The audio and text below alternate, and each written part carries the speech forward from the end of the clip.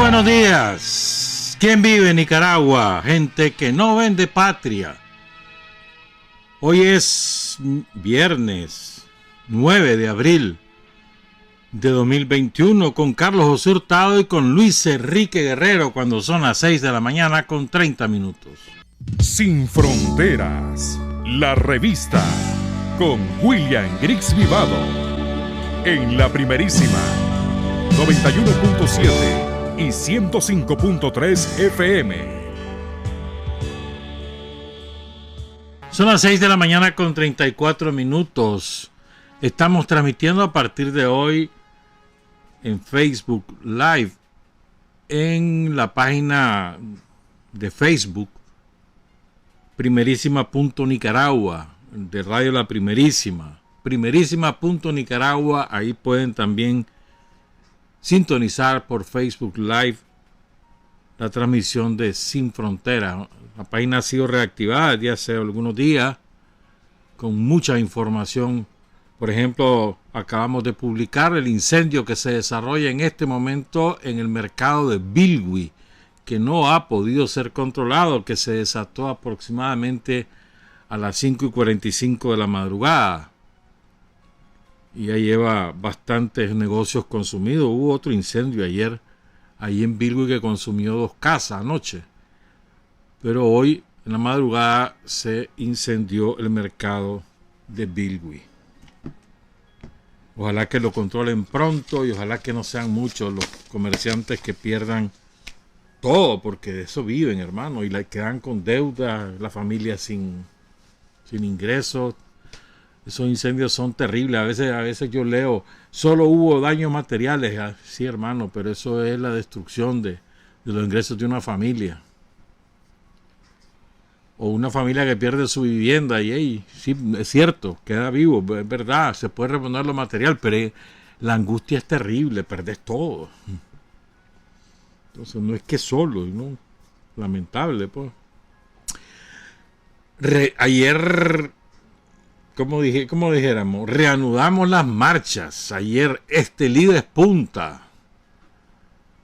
Ayer Estelí celebró o recordó, conmemoró el 42 aniversario, de la insurrección de abril, encabezada por nada más y nada menos que el Zorro, uno de los más geniales guerrilleros en la historia del Frente Sandinista, Francisco Rivera Quintero, el Zorro. Y una de las más audaces maniobras militares del Frente Sandinista en la lucha contra Somoza fue la insurrección de abril, donde hubo muchísimos compañeros y compañeras que se destacaron en el combate y que después se convirtieron en altos jefes militares o dirigentes políticos del Frente Sandinista. Vamos a recordar algunos de ellos en la segunda parte de Sin Frontera. Y Estelí ha sido cuna de muchos cuadros del Frente Sandinista, incluso ahora. Hay gente incluso que se queja de la invasión de los estelianos. Bueno, un dato, quizás o hay una leve alza o una leve baja en los precios de los combustibles el domingo, porque esta semana ha perdido 1.26% el precio del petróleo, pero ayer hubo un alza, una ligera alza, pues. Entonces, y el jueves se toma en cuenta en el promedio que ocupan las empresas privadas que distribuyen el petróleo para fijar los precios de los combustibles. El barril de petróleo de la OPEP en los últimos 12 meses, ¿sabes cuánto ha aumentado? 248%. Casi el triple de lo que valía hace un año. Y este año el precio del crudo de Texas, que es el que rige a Nicaragua, ha subido un 26%. Para los babosos ahí que vienen inventando de que es el gobierno el que sube. Primero, que no es el gobierno el que distribuye. Y segundo, que el precio del petróleo afecta a todo el mundo. En todos lados está así. Sigue la vacunación, no solamente contra el COVID, sino también Ahora están vacunando contra otras enfermedades masivas. Llevan más o menos el 17%, según decía ayer Rosario, de la meta prevista para finales de abril. Y una vez más se demuestra, pues, o sea, este es un gobierno, el gobierno de Daniel es un gobierno para todos los nicaragüenses, no es un gobierno para los sandinistas. Las carreteras son para los sandinistas, los centros de salud no son para los sandinistas, los hospitales tampoco, ni las escuelas, ni la energía eléctrica, ni el agua potable. O sea, el gobierno de Daniel trabaja para los nicaragüenses. Y ayer fue un ejemplo muy claro. Hoy vimos la fotografía de una señora que ha sido enemiga a muerte del Frente Sandinista, que ha sido portavoz de calumnias, de todo tipo de injurias. Sin embargo, fue atendida con gentileza, con cordialidad, y se le aplicó su vacuna con tranquilidad, sin ningún tipo de discriminación. Ese es el gobierno de Daniel, pues. Quedó hermosísima esa carretera a Río Blanco. ¿Vos que has ido? ¿La viste?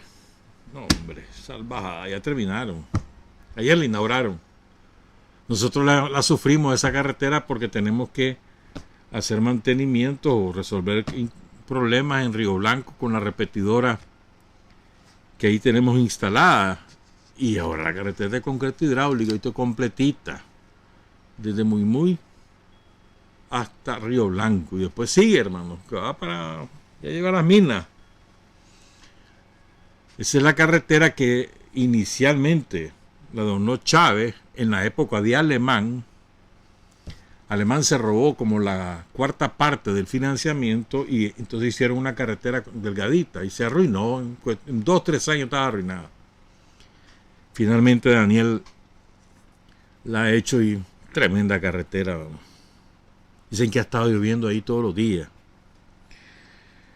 Bueno, a ver,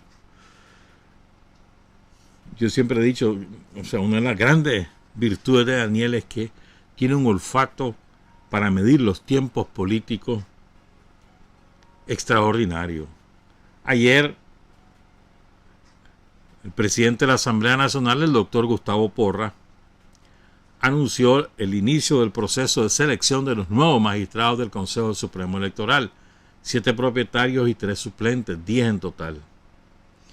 Y la formación de una comisión especial constitucional que se va a encargar no solamente de recibir las propuestas para magistrados, propuestas de los partidos políticos, sino además eventualmente estudiar reformas a la ley electoral. No es una decisión, no se anunció como una cosa inevitable, pero sí como una posibilidad, que esa comisión estudie reforma a la ley electoral.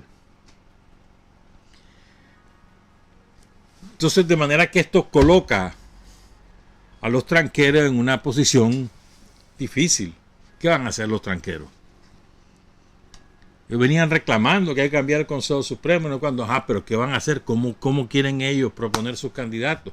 Si no a través de los partidos políticos. PLC, C por L, ALN, Partido Conservador. Por ahí tiene que hacer. La negociación es con los partidos. Nicaragua tiene un régimen constitucional de partidos políticos que no fue creado en los últimos años. Está en la Constitución desde 1987 y quedó fortalecido en las administraciones del chamorro-somocismo en los 17 años. Hay un régimen de hay un sistema de partidos políticos que son los que tienen la potestad de elegir autoridades, entre otros los diputados. Entonces aquí se inicia una nueva coyuntura, cambia el mapa político.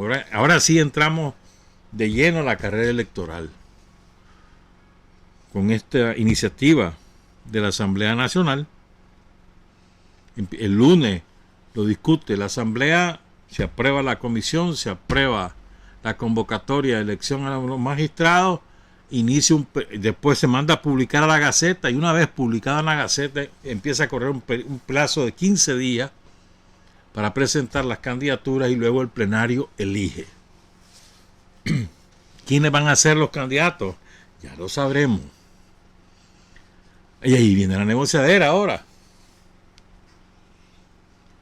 Entonces, los tranqueros han estado en estos días en un pleito que no es jugando, que llevan como 9 candidatos, 9 les he contado. 9 figuras de ellos que quieren ser presidentes, dicen ellos, ¿verdad? Por lo menos candidatos. Ninguno de ellos tiene todavía casilla. O sea, ninguno de ellos tiene partido, porque el C por L, que es el partido heredero del PLI de Montealegre, de Eduardo Montealegre, es el que tiene mayores posibilidades de ser el vehículo mediante el cual los tranqueros tengan su principal candidato, pero parece que no va a ser el único. Parece. Porque aparentemente los gringos han decidido desprenderse de los resabios del MRS, sacarlos de la jugada, no quieren meterlos, aparentemente esa es la decisión, porque ya no les son útiles, les fueron útiles para descomponer el país, para destruir el país, para conspirar, para asesinar. Pero ya no les son útiles porque la fortaleza del Estado de Nicaragua los ha arrinconado y los ha reducido a la mínima expresión. Entonces aparentemente los gringos han decidido sacarlos de la jugada. Y por eso es que el C por L no se va a reunir con ellos. Y aparentemente entonces el MRS va a llevar su propia casilla, que es el partido Restauración, no sé, democrática, quién sabe cómo se llama, el PRD, creo que es las iniciales del partido de Saturnino Cerrato. Entonces muy probablemente eso es lo que va a ocurrir. Falta saber por dónde va a ir otro de esos candidatos. Dicen que ALN va a agarrar a uno de ellos. Dicen. ¿No? Pero parece que en este momento, hoy, viernes 9 de abril de 2021, parece que no van a lograr la unificación y que van a ir en 3 o 4 bandas. Está por verse, porque dice el PLC que ellos van a poner su candidato, que no se sabe quién va a ser, que ya no es alemán ni va a ser su mujer, porque eso ya lo sacaron del PLC. ¿Verdad? Entonces se abre una nueva coyuntura y el tiempo juega contra los tranqueros. Los tranqueros tienen de plaza hasta el 31 de mayo. Después ya cosa juzgada. Entonces, ¿qué les queda? Mes y 21 días. 51 días para resolver sus pleitos, para tener su tendido electoral, para tener sus candidatos, sus directivas, y la tienen difícil. La tienen difícil. Porque están en esos pleitos. El último pleito que salió esta semana fue que el MRS decidió acabar con el sargento Álvarez, el cura que está de obispo en Matagalpa. Le dijeron chanchadale los del MRS, pero chanchadale. Hasta después salieron con un comunicado, no somos nosotros lo respetamos. Y ellos mismos habían dicho, bueno, en la reata. Entonces en esos pleitos se han perdido. Y el C por L, que ha sido el único que ha trabajado con inteligencia, se ha ido preparando y ha quedado como el carro más fuerte de ellos para las elecciones. Pero en este momento parece que van a ir con 3 o 4 candidatos. Y Daniel, con Rosario, en la fórmula del Frente Sandinista. Entonces estamos en palco viendo cómo se matan, que se sigan matando, que se saquen sangre, la lengua, lo que quieran. ¿Qué perdemos nosotros? Mátense. Lo importante es que ayer empezó una nueva coyuntura. Con ese anuncio, en términos electorales, con ese anuncio del presidente de la Asamblea Nacional, sí, de la convocatoria para elegir magistrado al Consejo Supremo Electoral y eventualmente reformar la ley electoral. Empiezan a correr los plazos y empiezan también ahora sí vienen los puñales de verdad. Vamos a ver quién puñalea a quién entre ellos. Aquí vienen unas puñaleadas que no jugando. Y van a haber unos cambios ahorita entre ellos.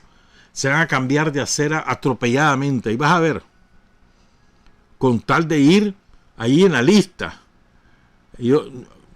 ¿Qué pleito hay ahorita? Nadie quiere bajar del puesto 5 en Managua, del puesto 5 en la lista nacional, nadie quiere bajar.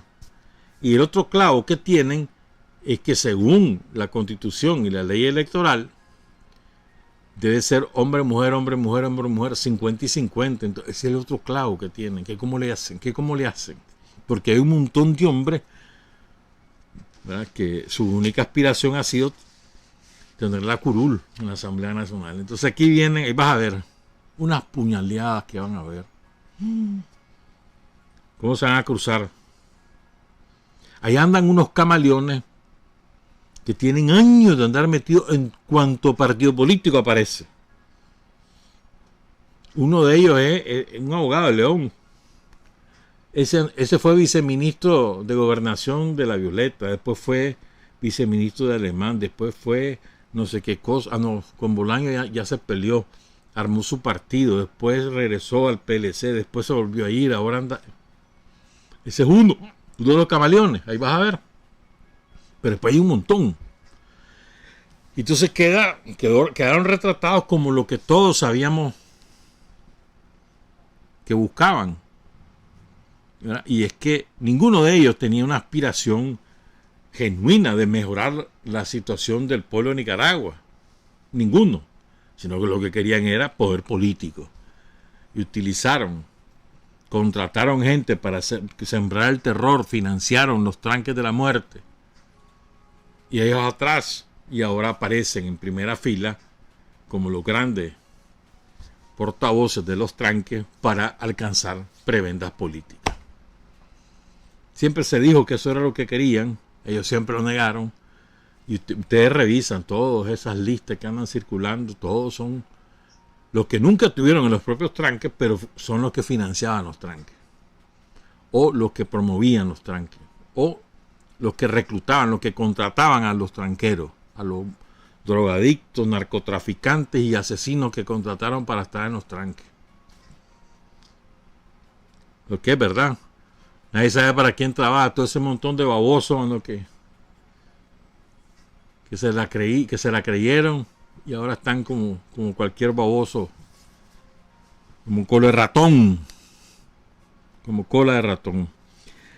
Entonces, resumiendo, iniciamos una nueva coyuntura que va a desembocar con toda seguridad en la elección de nuevos magistrados al Consejo Supremo Electoral. Puede ser que haya reelección de algunos, puede ser que no, pero habrá un cambio en el Consejo Supremo Electoral.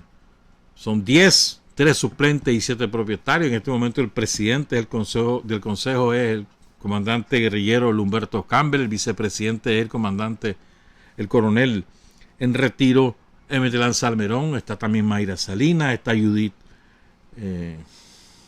Hasta me olvidó el apellido de la Judith. Judith Silva, está ¿quién más? Judith, Mayra Salinas, Humberto, no me acuerdo quiénes son otros que están de propietario en el Consejo Supremo Electoral. Saludos a Judith, por cierto, tiempo de no verla. Y habrá que ver qué pasa con la reforma de la ley electoral. Recuerden, el dueño del circo no es el Ceporel, el dueño del circo no son los curas tranqueros, el dueño del circo es Estados Unidos. Y aquí la negociación es con Estados Unidos, no es con ellos.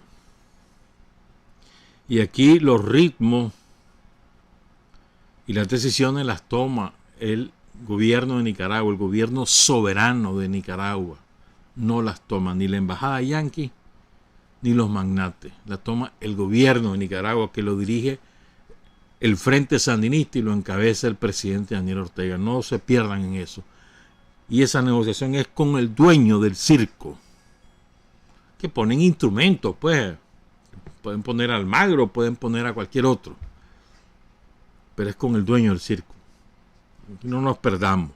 Y es con ellos el enfrentamiento estratégico de la revolución, es con los gringos, no es con los magnates, no es con estos tranqueros, no, es con el imperialismo norteamericano. Se llame Biden el presidente, se llame Trump el presidente, se llame Obama el que esté. es con el imperialismo norteamericano. Los europeos son cualquier babosazo, ahí van de furgón de cola. Los yanquis le dicen, vamos a cambiar porque tal cosa, y los europeos iban a ir detrás. Esos no tienen ni siquiera capacidad de pensar en América Latina. Yo creo que en ningún lado, pues. Pero bueno, una cosita más antes de ir a la pausa. Es una nota, y vas a ver cómo vamos a caer en la trampa. Pongan cuidado, vamos a caer en la trampa. Todos vamos a caer en la trampa. Hoy se murió el marido de la reina de Inglaterra. Tenía 99 años. Ahí vas a ver todo el mundo hablando de eso. ¿Cómo caemos en la trampa? Hombre, ¿qué relevancia tiene ese hombre? Yo no sé si ni siquiera para los británicos se la creen. Los británicos se la creen, pues. Pero para el mundo entero, ¿qué relevancia tiene? Ninguna. Todos los días muere de hambre millones de niños en el mundo, y no es una noticia. La enorme cantidad de muertos por la peste, por el COVID, y solo es noticia por el número, no por los individuos. Entonces caemos en la trampa, hermano, del espectáculo. Entonces ahora vas a ver, y el duelo, y el crespón negro, y luego la ceremonia luctuosa y el sepelio y no sé cuál. Todo el mundo siguiendo eso. Y no tiene ninguna importancia para el mundo. La única importancia es que falleció un ser humano. Eso sí es importante, pero en términos políticos, ahí vamos a caer en la trampa. Qué bonita la ceremonia, pobrecita la viejita llorando y no sé cuánto y no sé qué. Hombre, no, caemos en las trampas que nos dicta la dictadura mediática. Vamos a hacer la pausa y regresamos con Héroes Estelianos, con Enrique Lorente y con Luisa Amanda Espinosa. Hay hombres que luchan un día y son buenos. Hay hombres que luchan un año y son mejores. Pero hay hombres que luchan toda la vida. Esos son los imprescindibles. 6 de la mañana con 59 minutos. Que saludamos a Marta Cáceres. Dice que está pidiendo que la saludemos. Ella nos escucha nos ve y nos escucha por Facebook Live a través de la cuenta de Primerísima Nicaragua. Recuerden, en Facebook, síganos. Ahí hay información a cada rato de cualquier evento nacional o internacional en la página de Facebook de Primerísima Nicaragua. Y ahí encuentran ustedes en este momento la transmisión de Facebook Live, también a través de la página Soy Sandinista, que siempre nos ha ayudado. Ve, Carlos Amador, lo llamamos por teléfono, le escribo y nada, hermano. Nada, hermano. Demasiado ocupado, dice Carlos Amador. Qué barbaridad. Antes de empezar con muchas cosas que hay aquí, quiero trasladar un reclamo de una vecina de la Primerísima en la farmacia Dolores, que queda de la Primerísima 3 cuadras al norte, en la esquina. Y es que me acordé porque hoy, que venía en la madrugada para la radio, está peor la cosa.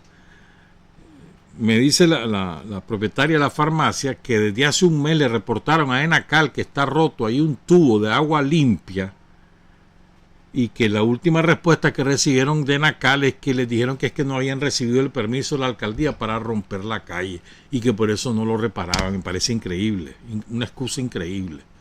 El caso es que ahí está, ahora está peor, porque ya, el movimiento de los vehículos va rompiendo más el tubo, pues entonces ahora ya está la corriente. Va a romper de todas maneras todo ese pavimento. Y Enacal no ha hecho nada, entonces el agua se está perdiendo.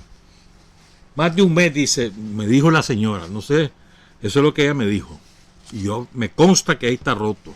Ayer salía debajo del pavimento y hacia la cuneta. Hoy ya está en la calle. Así que un llamado a Enacal.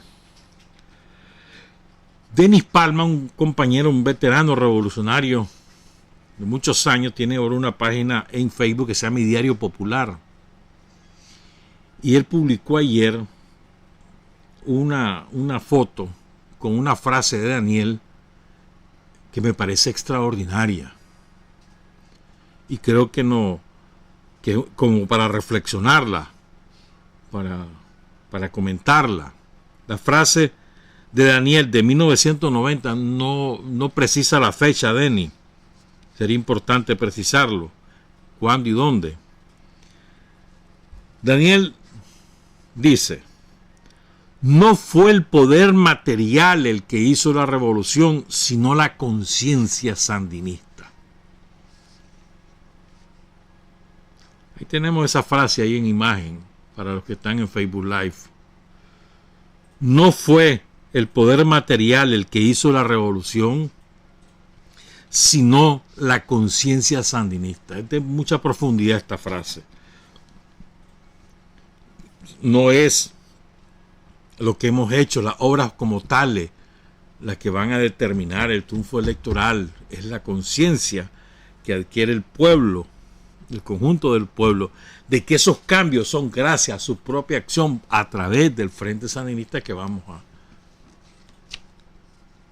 culminar esta fase con el triunfo desde el 7 de noviembre. Es muy, muy buena esa frase. Yo siempre ando buscando cómo rescatar a nuestra gente, los caídos. Y yo sigo mucho las publicaciones de muchos compañeros. Tengo aquí varios testimonios y después vamos a hablar de Enrique Lorente, fundador del Frente Sandinista, y de Luis Amanda Espinosa. Y lo vamos a hacer hoy, lo debimos haber hecho el miércoles, pero queríamos dedicarle tiempo. Y el miércoles no había tiempo. Quiero leer algunas cosas estremecedoras. Este testimonio es de finales de septiembre de 1999 aquí en La Primerísima. Es de una mujer de 62 años. No tengo su nombre. Dice la compañera. No sé si vive aún. De esto hace casi 20 años. Recuerdo a aquellos chavalos de la Nicaragua. No sé si ustedes saben de eso. Hay un callejón que se llama el Callejón del Desconocido. Pues en ese callejón yo tuve 5 hijos, una mujer y 4 varones. Todos mis hijos pertenecían a la lucha. Eran estudiantes del Instituto Ramírez Goyena. Y entonces, cuando estábamos en la lucha con Carlos Matamoros, otro chavalo increíble, cuando estábamos en aquella gran ofensiva de la Guardia en la colonia Nicaragua, que andaban aquellos salvadoreños del CONDEC, el Consejo de Defensa Centroamericano, ahí chaparreamos a uno. Cuando la Guardia iba a tomarse la colonia Nicaragua, entonces nosotros caminamos al fondo, hacia la avenida Río Seco. Ahí nos paramos. Venía un chavalo como de unos 10 años, con un tarro en la mano y un billete. No recuerdo el billete, pero todavía existen los pedacitos de ese billete. Entonces, a ese chavalo de 10 años lo agarró la Guardia. Y yo estaba con mis hijos y 8 chavalos más, escondidos en unos matorrales de aquella flor blanca que huele, que muchos le ponen a los muertos, no me acuerdo cómo se llama.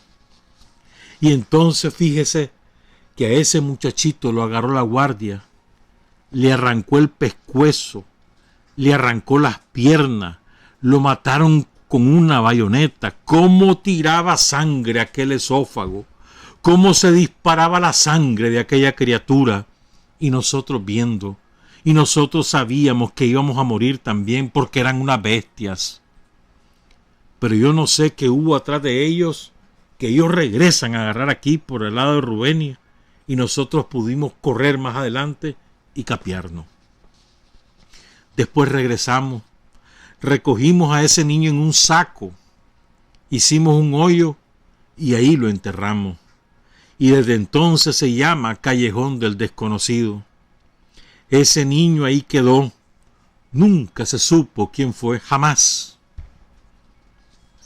Y poco oigo esas anécdotas, aquellos chavalos, aquel José Ángel Benavides cuando cubría la retirada ahí en Rubenia y la tanqueta lo desbarató y salieron tucos de brazos por todos lados, la cabeza.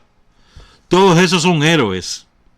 Todos esos chavalos que tanto sufrieron en esa colonia de Nicaragua, las torturas de la Guardia. Aquí en La Primerísima ese testimonio. 1999. Otro, de la compañera Ana López. Dice la compañera: Aquí tenemos 3 compañeros que la guardia los venía siguiendo y se metieron a un manjón, los pobrecitos, para poder sobrevivir. Pero oigan esto. Pero el pastor evangélico los denunció. Y ahí, debajo del puente, la guardia los asesinó. Aquí en Villa José Benito Escobar cayeron esos 3 compañeros. El 11 de junio de 1979, Jimmy González, José Gregorio Alemán y otro que no le sabemos el apellido, porque no vivía aquí en las Américas 2, como se llamaba antes, en la Villa José Benito Escobar. 3 compañeros. Y otra vez voy a citar un post, una publicación de Miriam Libertad, la compañera de Estelí, que fue guerrillera del Frente Norte, estuvo en todas esas grandes batallas del pueblo esteliano, estuvo en la liberación del Sauce, de Achuapa, entre otras cosas, bajo las órdenes del Zorro. Entonces, Miriam el año pasado publicó este post y ya lo actualizó esta semana, dedicado a Donoso Celedón Úbeda. Ahí tenemos la foto, un chavalito, una criatura, hijo de doña Olga Úbeda, sobrino del comandante guerrillero Juan José Úbeda y por lo tanto de Igor Úbeda, otro héroe sandinista.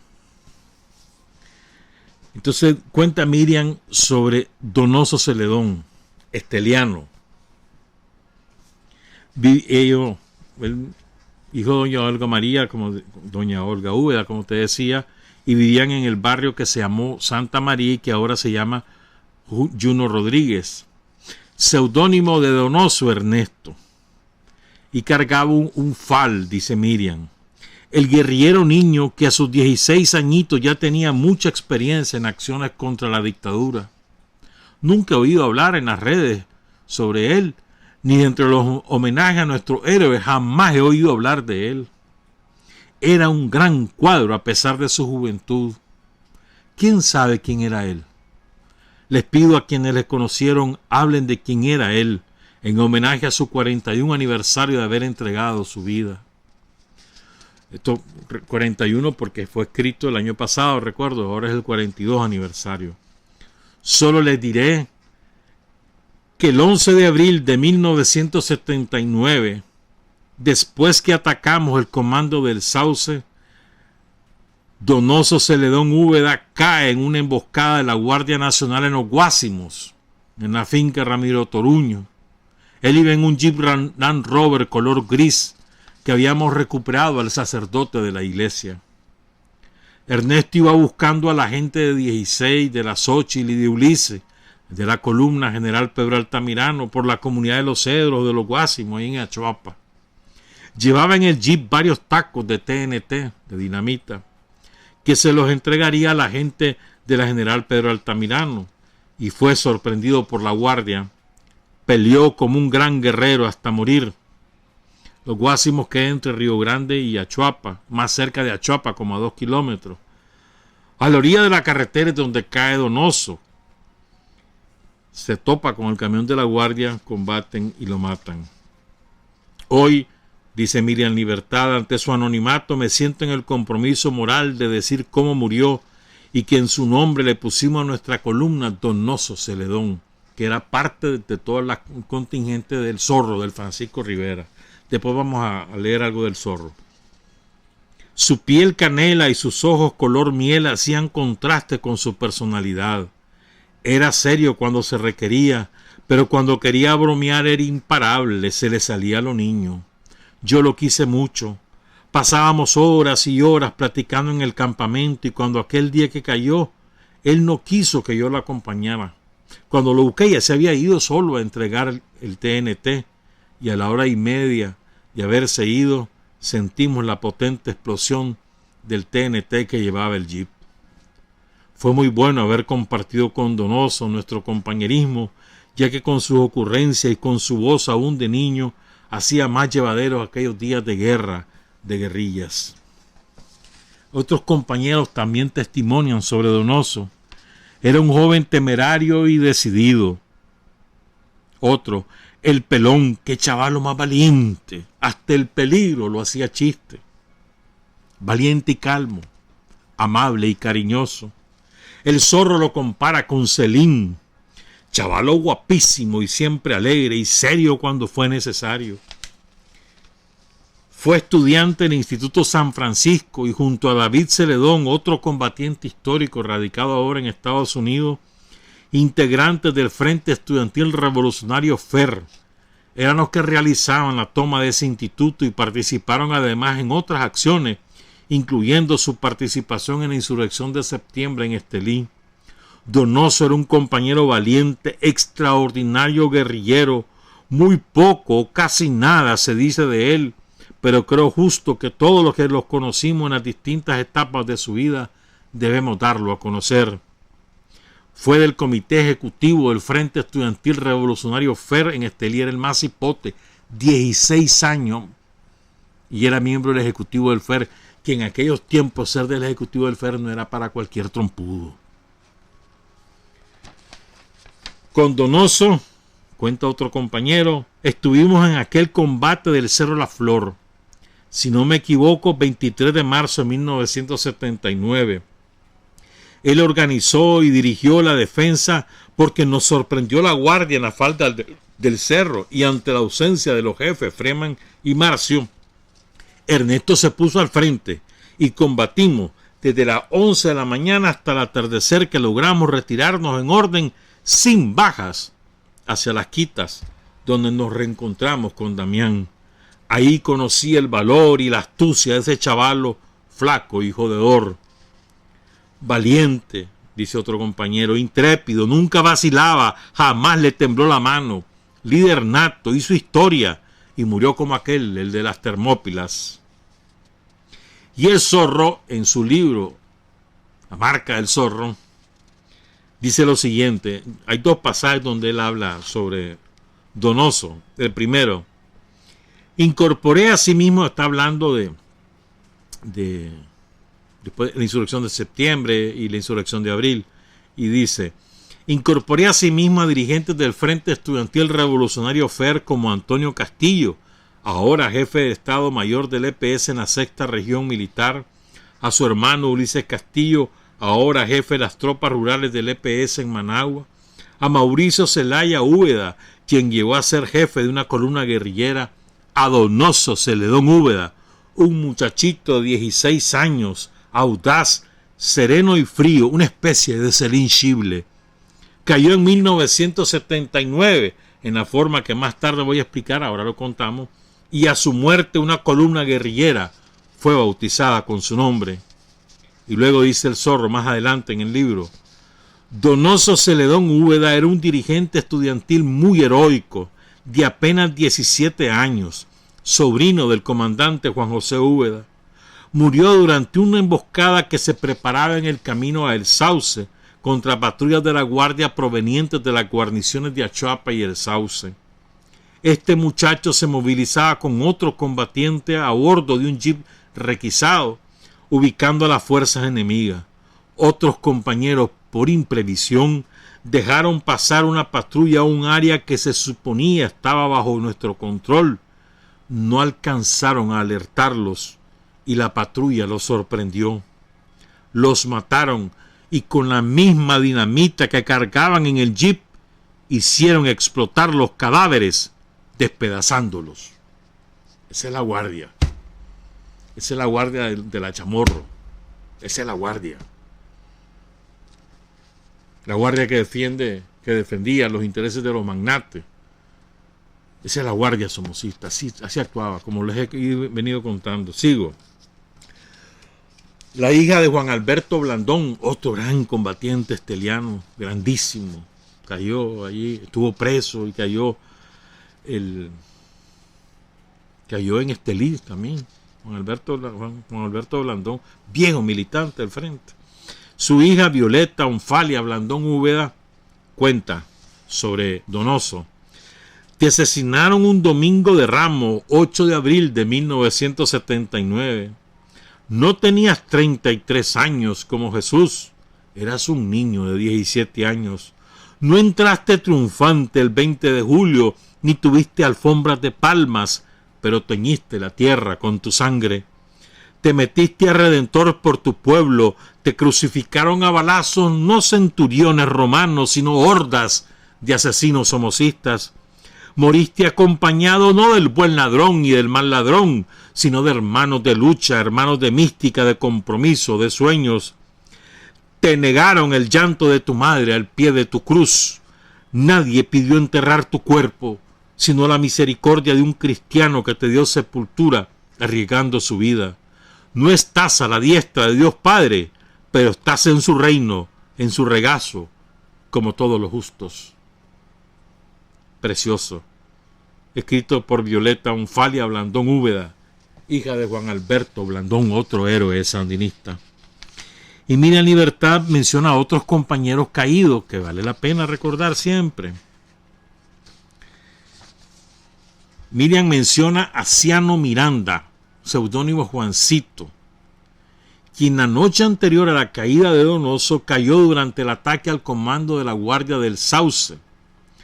Juancito era un campesino de la zona que andaba con nosotros y era vaquiano, que era clave. Los vaquianos, sin vaquianos los guerrilleros no había forma que pudieran avanzar, porque conocían no solo la geografía de la zona, sino también a la gente que vivía en la zona. Y conocían también a todos los orejas o los sapos de la guardia, pues. Otro compañero. Hay un compa, dice, que estuvo con nosotros en el combate del Tular, que se llamaba Justo Flores, Cipriano. Era un compa que tenía el porte como el de Marcio, que salió herido en la garganta en el combate del Guaylo. Es el compita que después del combate del Tular salió delirando, y bajo el camino que conduce al Sauce iba diciendo: yo soy Cipriano de los guerreros del Tular. Y la Guardia Nacional lo rafagueó y lo mató. Era explosivista y acababa de llegar de Honduras. Los combates del Tular lo aturdieron. Fue horrible estar esos días en ese cerro donde resonaba el fuego. Al día siguiente, la caída de Donoso, el 12 de abril, cuenta Miriam, nosotros emboscamos a la Guardia Nacional en Los Cedros. Ahí estaba el Ulises, que era Víctor Hugo Tinoco, a quien se le enconchó un fal que nosotros le habíamos dado. Y me decía el llorón: compita María, se me enconchó el fal.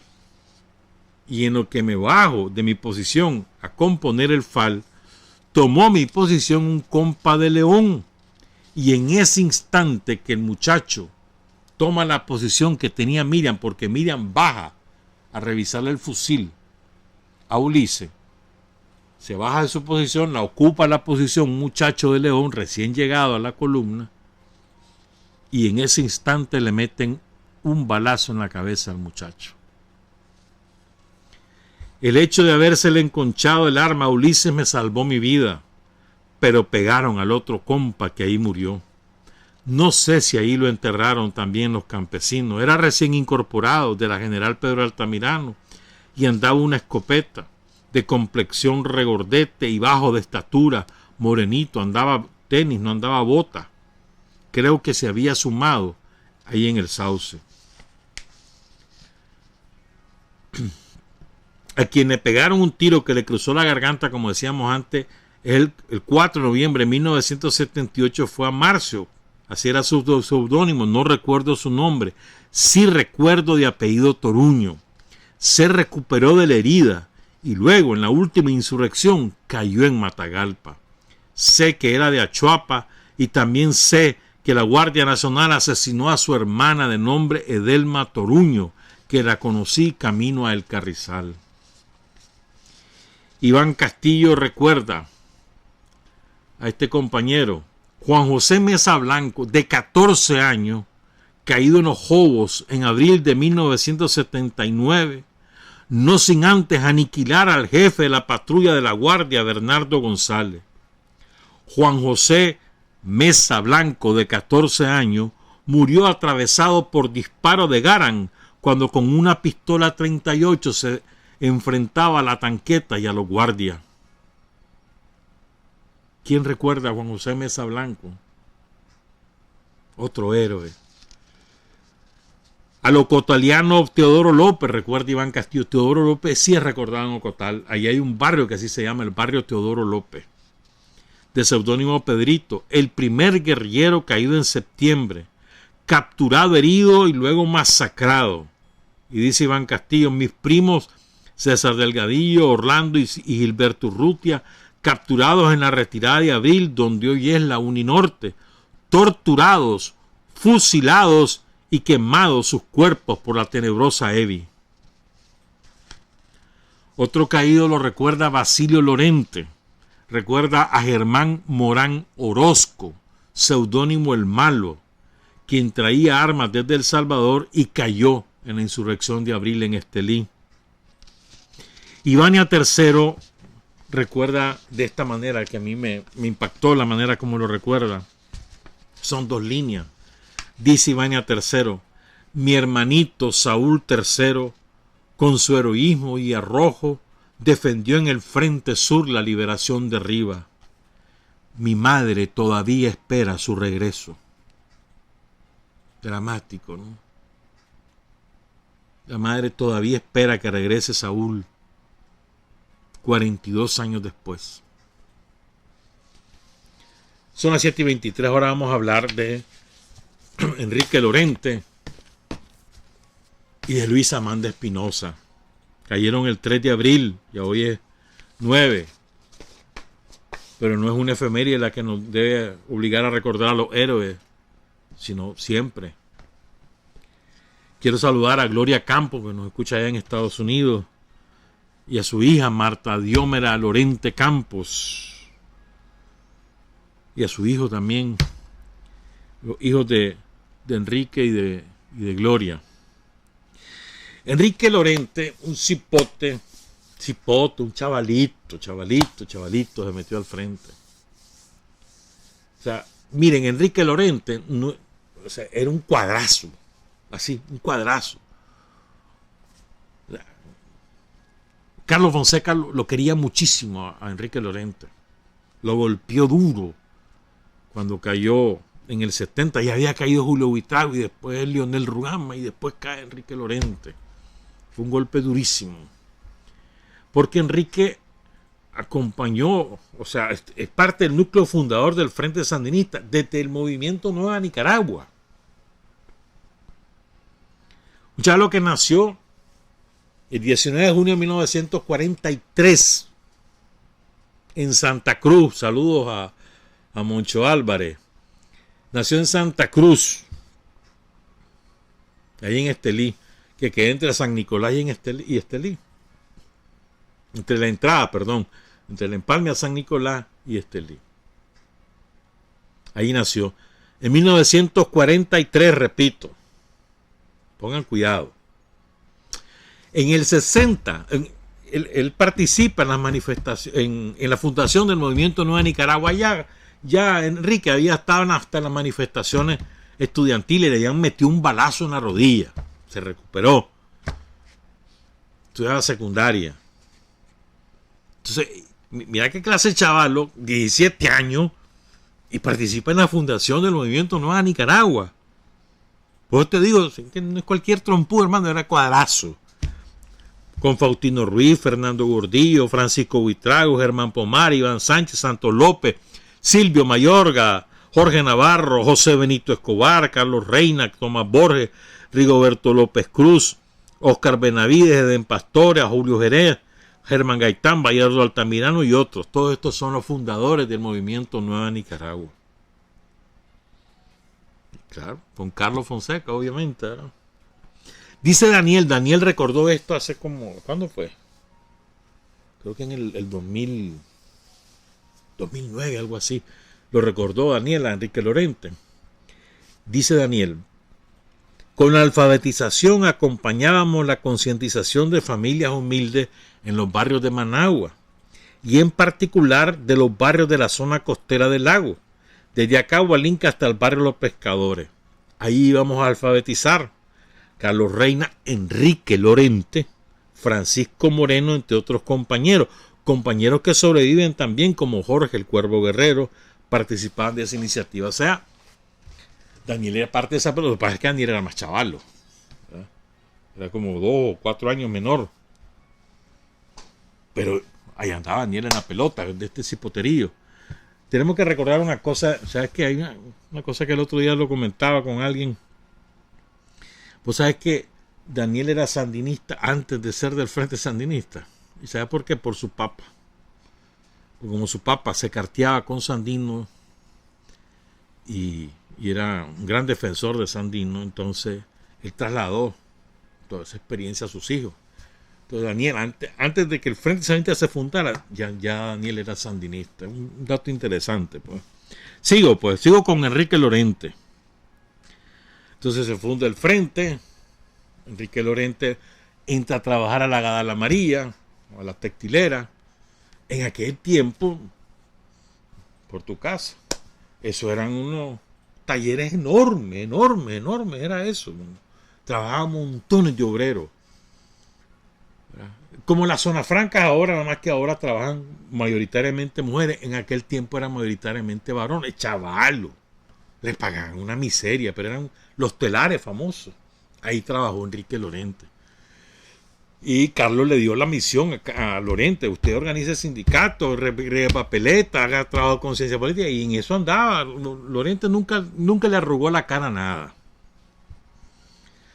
En el 66 había muchas reuniones. Carlos Fonseca había caído preso varias. Ya había pasado Bocay, Reiti Bocay. Después hubo. Ya habían echado preso a Carlos, habían deportado a Guatemala, y había regresado, etcétera. Entonces en el 66 Carlos Fonseca hizo muchas reuniones para reorganizar el trabajo del frente, preparar Pancasán y sobre todo buscar las redes campesinas.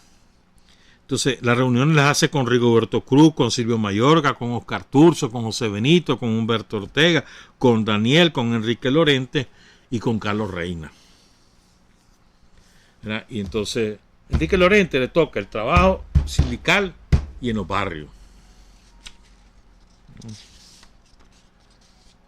Y se empieza a intensificar toda la organización armada, pues.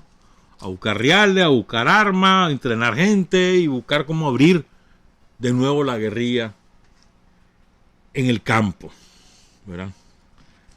El 1 de mayo, ¿verdad?, después de que hacen una acción de propaganda, el 1 de mayo de 1966, la Guardia mete preso a Celín Chible, a Enrique Lorente, a Humberto Ortega y a otros compañeros. Los acusa de estar preparando un atentado contra el dictador Somoza Debayle, que estaba de candidato a presidente en ese momento, empezaba la campaña electoral. Lo agarraron allí en la carretera Vieja León. Y lo sueltan, sale libre Enrique, con la amnistía que decretó Somoza para los presos del 22 de enero del 67, entonces ahí sale Enrique. Y aquí quiero citar un texto de Omar Cabeza. Oigan esto. Omar Cabeza, en su libro La montaña es más que una inmensa estepa verde, habla de Enrique Lorente. Lo habla de esta manera. Es un solo párrafo.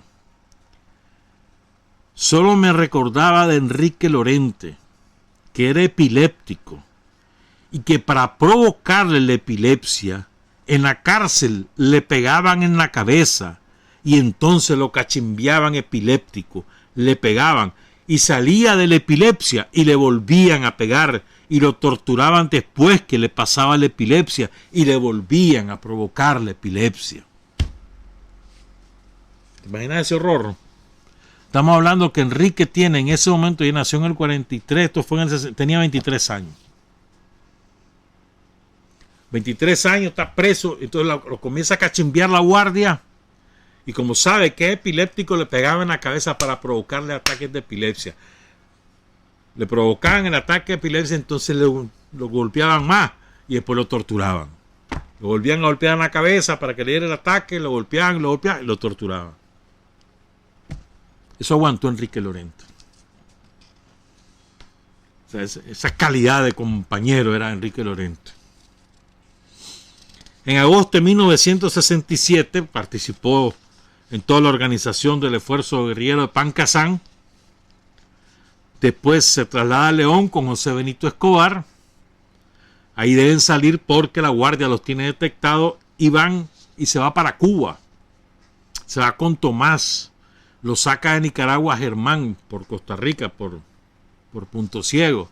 Y ahí a Cuba. Ahí en Cuba se une a un grupo grande que había. Estaba Adrián Roque, Roger Vázquez, Roger Dechón, Denis Campbell, Carlos Guadamú, Humberto Ortega, Henry Ruiz. Entre 30 y 40 muchachos se unen ahí para entrenarse. Ya unos están entrenándose hacía rato. Y las montañas de la Escambray, ahí los entrenaron. Regresa clandestino al país, ¿verdad? A mediados, en el tercer o cuarto trimestre del año 68. Carlos Fonseca le da la misión a José Benito Escobar,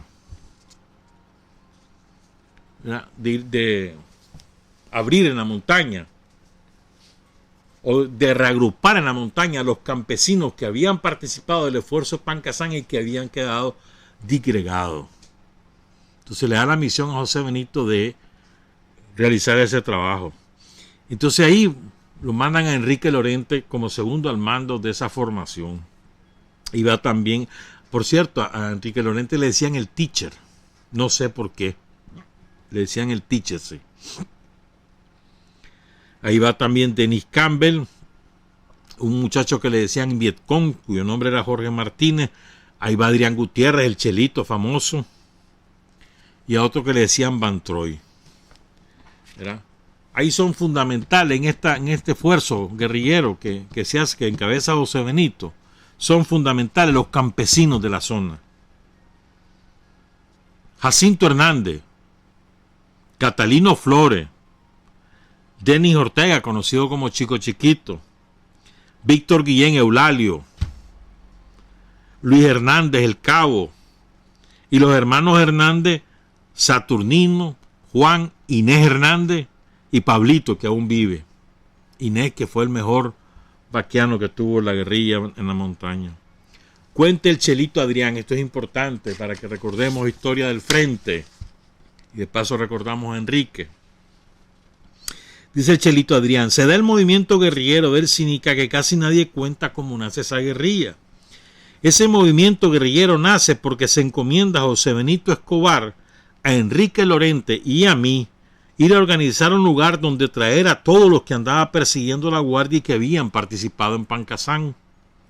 Partimos para el Sinica, a un lugar que ya estaba preparado, ya se había hecho el campamento, ya habían sembrado maíz y ayote, había que comer. José Benito era el comandante del grupo en la estructura que se organizó, Enrique Lorente era el segundo al mando y había un campesino y yo responsables de logística, municiones y la comida. Participo en las reuniones del núcleo de dirección. Los campesinos estaban regados por la montaña, pero tenían contacto con sus familiares. No sé si es que ahí había un buzón de armas, pero había armas. Entonces se comenzó a reunir esa gente y logramos tener 33 hombres. ¿Qué hacemos con esos 33 hombres? Dijo José Benito que teníamos que entrenarlos, y montó varias escuelas de entrenamiento y organizaron la dirección de ese grupo guerrillero.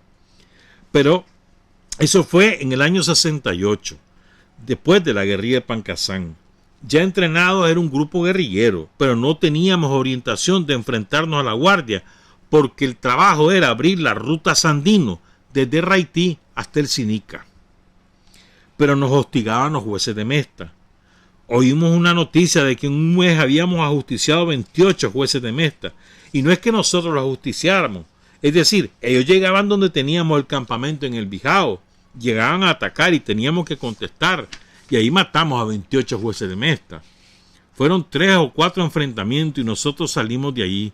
En esa ocasión nos atacaron 30 jueces de Mesta y 30 militares. Y solo estábamos 16 en el campamento. Cuenta Adrián que en Sinica hicimos una reunión. Dice José Benito que había la orientación de que todos los que vienen de la ciudad debían bajar de la montaña. Le dije que yo no me iba a bajar, el Chelito es de Estelí, no quiero que me maten en la ciudad. Entonces salieron todos los que habían subido de la ciudad, pero no yo. Bajan como 8 y quedamos unos 25. Entre ellos baja Enrique Lorente. Y lo asignan como responsable del trabajo del Frente Sandinista en Occidente, con sede en León. Estamos hablando del 69. Incluso a finales de ese año, Enrique lleva al Canoso, a Víctor Tirado López, lo lleva a Sinica. Es el último que llegó a Sinica y después vino la masacre de la Guardia contra todos los compañeros de Sinica. Víctor Tirado dice lo siguiente: la importancia de Sinica radica en que a raíz de una leve derrota de Pancasán, los campesinos que quedaron ahí lograron reorganizarse por ellos mismos y le dieron continuidad al movimiento armado. Estaban ahí compañeros campesinos como Juan Pérez, obreros como Enrique Lorente y otros. Cuando ya Enrique está en el León, él vio por televisión la bestialidad de aquel ataque de la Guardia con tanquetas y aviones y no sé cuánta cosa más contra la Casa de las Delicias del Volga, donde está Julio Buitrago, Dori Tijerino, y ahí también estaba su esposa Gloria Campos Traña y sus 2 hijos. Entonces, ¿vos te imaginás la angustia de ese hombre? ¿Te imaginas la angustia de Enrique? ¿Por qué es que se rajó Enrique? No, hombre, él ve lo que está pasando.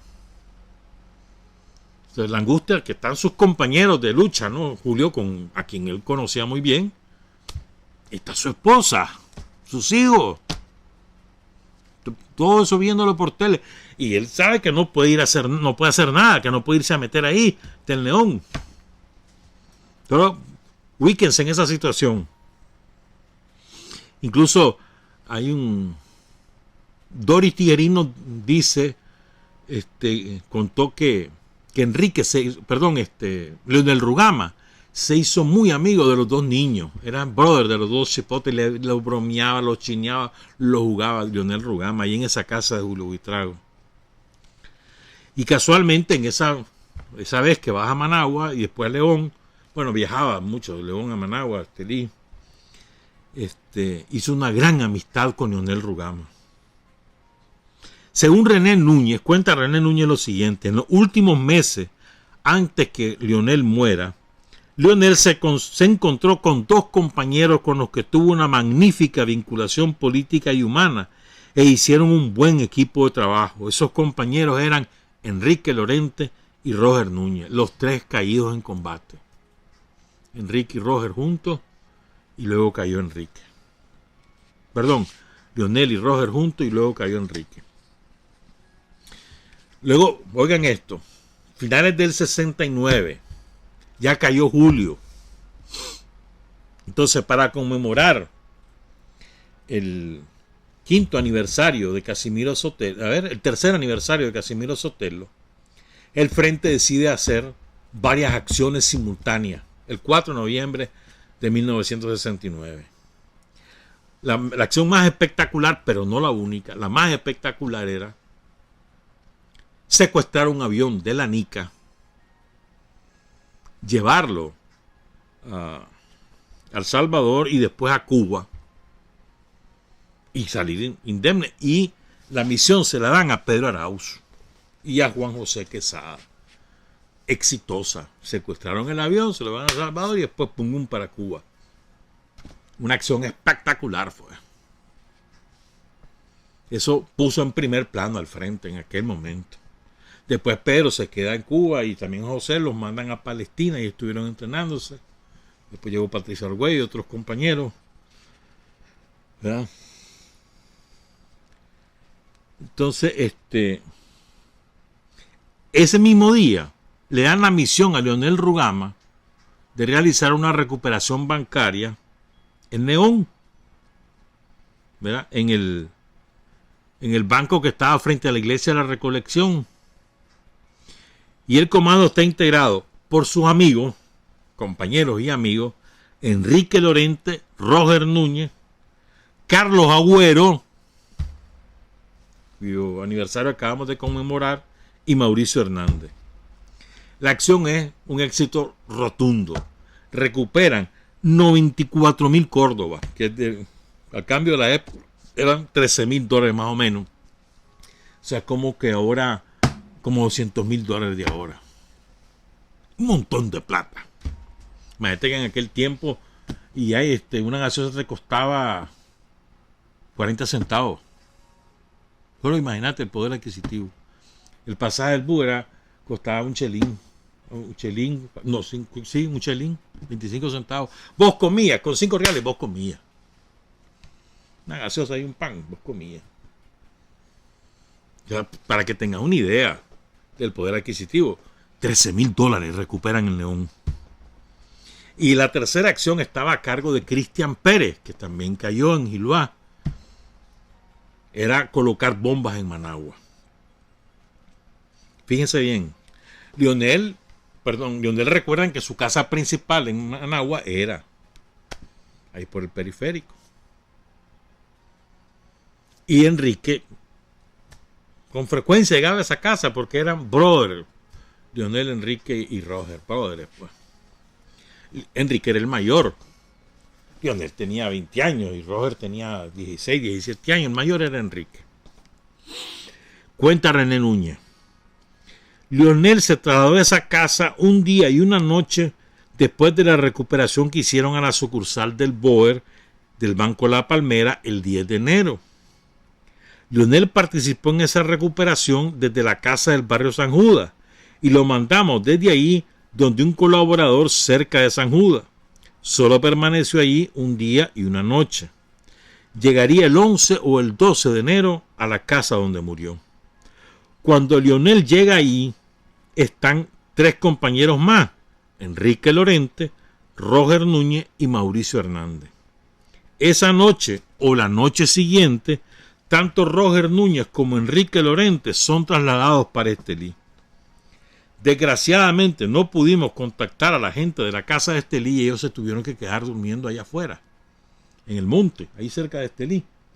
Y se regresan al día siguiente en un bus y se van a la casa de donde habían salido, a la casa donde está Lionel. Estamos hablando ya del 14 de enero. Enrique Lorente y Roger Núñez. ¿Verdad? Ahí que estaba también Mauricio Hernández. Llegan en la madrugada del 15 a la casa. Entonces Enrique desayuna y jale para León. Se va para León. Roger se queda con Mauricio y con Lionel. En la tarde del 15 se da el combate donde mueren los 3 compañeros. Enrique había salido de esa casa rumbo a Estelí. Estamos hablando 15 de enero de 1970. Entonces ahí queda Enrique a cargo de la estructura de León, ¿verdad? Entonces el 2 de abril del 70 interceptan a varios combatientes sandinistas. Enrique, la Tita Valle, María Esperanza Valle, Emmet Lang y Payín, Efraín Sánchez Sancho. Y entonces los muchachos resisten y matan al jefe de la patrulla, que era un teniente jefe de la inteligencia en León, el teniente Ernesto José Abaunza. Lo matan y escapan. La guardia inicia una cacería que no es jugando. Ya tenían ubicada la casa donde estaban Enrique Lorente y Luis Amán de Espinosa, de a veces llegaba a Gloria incluso. La tenían ubicada y Enrique ya sabía que estaba quemado, pero en Sin Remedio, después de lo que había ocurrido, no tenían más que ir a esa casa. Saben que ya están ubicados, o sea que ya está quemada la casa. Les quiero trasladar esta anécdota. ¿Ya? Es una anécdota bonita. La cuenta Carlos Alemán Ocampo. Un día esto cumplió 80 años, creo, porque Carlos Alemán allá vive en el Caribe Norte. Una vez, cuenta Carlos Alemán, me conmovió mucho un relato. Ya había muerto Lionel. Un muchacho también de Estelí, Igor Úbeda, estaba con otros militantes del Frente Sandinista en una casa de León. Y una noche hablaban de la posibilidad de una muerte cercana, porque la casa en que ellos estaban había sido detectada por la guardia. Luego se arriesgaron a salir. Lorente y Luis Amanda se fueron hacia un lado y Igor con otro compañero para otro lado y sobrevivieron entonces. O sea, el día que matan a Lionel, perdón, a Enrique y a Luis Amanda, ese día habían estado con Igor Ubeda y otro compañero. Entonces, Luis Amanda y Enrique agarran para un lado, Igor y el otro compañero agarran para el otro. Ese día caen Luis Amanda y Enrique, ¿verdad? Pero oigan esto, sí. Dice que la noche anterior de ese día, o sea, el 2 de abril, ¿verdad?, estaban hablando de la posibilidad de la muerte próxima y también de experiencias sexuales. Uno de ellos habló muy intensamente de su experiencia sexual y Igor, que tenía como 18 años, pero no, pues tenía 21, saltó. Dice, puta, yo que me voy a morir y todavía no lo he probado. Pláticas de chavalos son. Pláticas de chavalos. Igor cae ese mismo año, el 15 de mayo. Fíjate, Lionel cae el 15 de enero. Enrique cae el 3 de abril. Igor cae el 15 de mayo. Eso fue durante una acción a las 3 de la tarde. Y en un comando estaba Emerlán, estaba Julián Roque, estaba Leopoldo Riva, el comandante guerrillero Leopoldo Riva, estaba Oscar Benavide en ese comando. Fracasa y en acción, aunque Igor mata a un guardia, a él lo matan ahí. Él quedó ahí muerto. El caso es que, bueno, empieza la persecución contra todos los que habían participado en el ajusticiamiento del teniente Abaunza, ¿verdad? Y el operativo, ya cuando le van a caer a la casa de donde están los dos compañeros, empieza en el barrio San Juan, ahí en el León. Entonces, ellos ya salieron de la casa, saben que está quemada la casa. La guardia detectan que la guardia viene tras ellos, entonces ellos se logran meter a una casa. Arma de guerra solo la lleva Enrique, fusil pues. ¿verdad? Entonces, el que primero cae es Enrique, combatiendo, pues, disparando, cae, lo pega a la guardia y lo mata. Entonces Luis Amanda agarra el fusil de Enrique. Enrique era un guerrillero probado, entrenado y probado en la montaña, en la ciudad, en el campamento, etc. Luis Amanda no tenía esa experiencia guerrillera, pero miren qué clase de ovario los de esta mujer. Ve a Enrique caído, muerto, su compañero, agarra ese fusil y así muere combatiendo contra la guardia.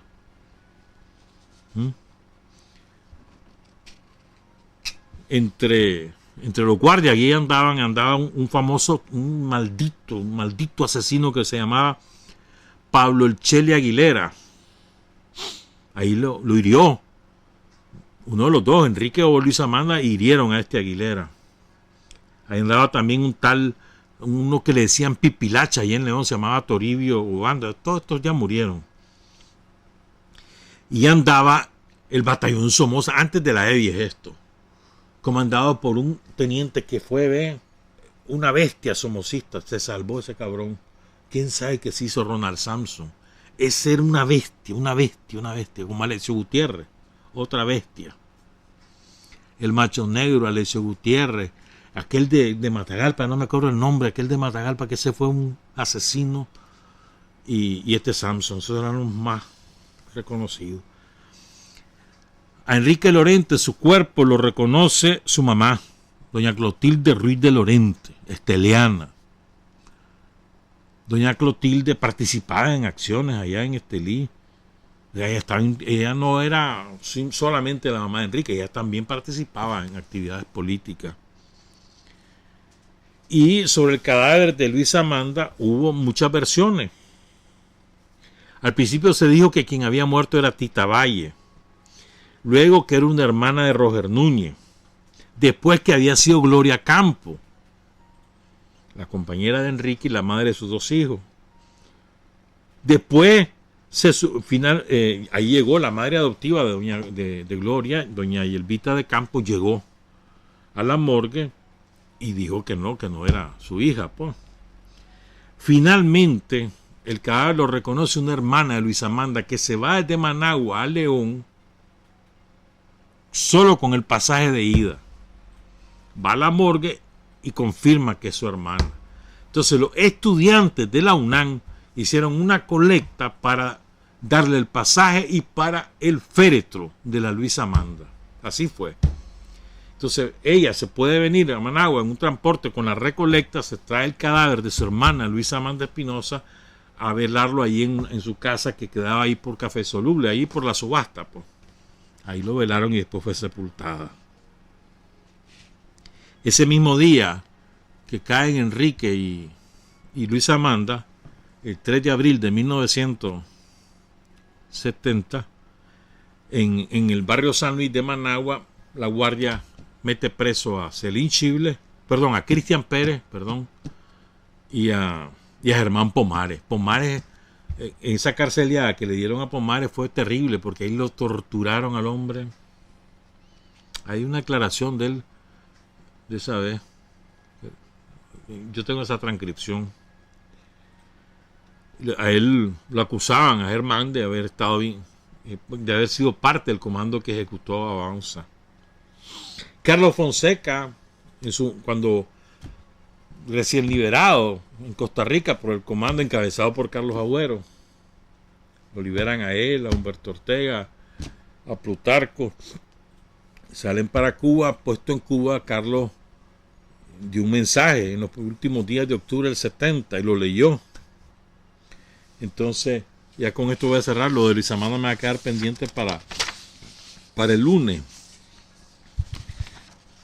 Dice Carlos: es necesario recordar los más recientes casos de la bestialidad de la Guardia Nacional. Descubierta la casa en que se ocultaba el sandinista Julio Buitrago en la ciudad de Managua, la Guardia Nacional lanza más de 200 hombres armados apoyados con tanques y aviones. Julio Buitrago se niega a rendirse y resiste durante 2 horas hasta disparar el último cartucho, hasta que es reducida a escombros la casa atacada. Esto sucedió el 15 de julio de 1969. El mismo día se produce un ataque parecido contra 3 compañeros que son descubiertos en una casa ubicada en el barrio Santo Domingo de Managua. Un ataque de similares proporciones es lanzado contra la casa en que se oculta el joven poeta Leonel Rugama y 2 compañeros más el 15 de enero de 1970 en el barrio El Redentor de Managua, y el 3 de abril de 1970 solamente faltan los tanques para que se produzca un ataque idéntico contra la guerrillera Luisa Amanda Espinosa y el obrero Enrique Lorente en la Ermita, en la ciudad de León.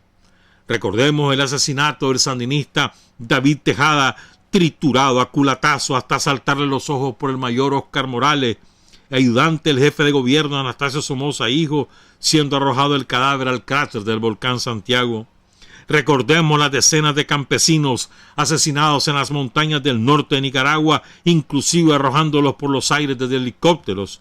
Recordemos los tormentos a que son sometidos los campesinos en los campos de concentración de la montaña, así como los prisioneros en las mazmorras de la ciudad, sin excluir las violaciones a las jóvenes universitarias militantes. De Luisa Amanda hablamos el lunes. Tengo los testimonios de Doris Tijerino y de Olga Vilés sobre la primera mujer guerrillera caída en combate en las filas del Frente Sandinista. Una mujer que les recuerdo, cae Enrique, ella recoge su fusil y con el cuerpo de su compañero caliente ahí al lado se enfrenta a la guardia y así muere combatiendo. Esa era la calidad de hombres y mujeres a las cuales le debemos la revolución y la vida. Buenos días, buenas tardes, buenas noches. Trabajar, avanzar, combatir, vencer. Patria y libertad. Revolución es sentido del momento histórico. Es cambiar todo lo que debe ser cambiado. Es igualdad y libertad plenas. Es ser tratado y tratar a los demás como seres humanos. Es emanciparnos por nosotros mismos y con nuestros propios esfuerzos. Es desafiar poderosas fuerzas dominantes dentro y fuera del ámbito social y nacional. Es defender valores en los que se cree, al precio de cualquier sacrificio. Es modestia, desinterés, altruismo, solidaridad y heroísmo. Es no mentir jamás ni violar principios éticos. Es convicción profunda de que no existe fuerza en el mundo capaz de aplastar la fuerza de la verdad y las ideas.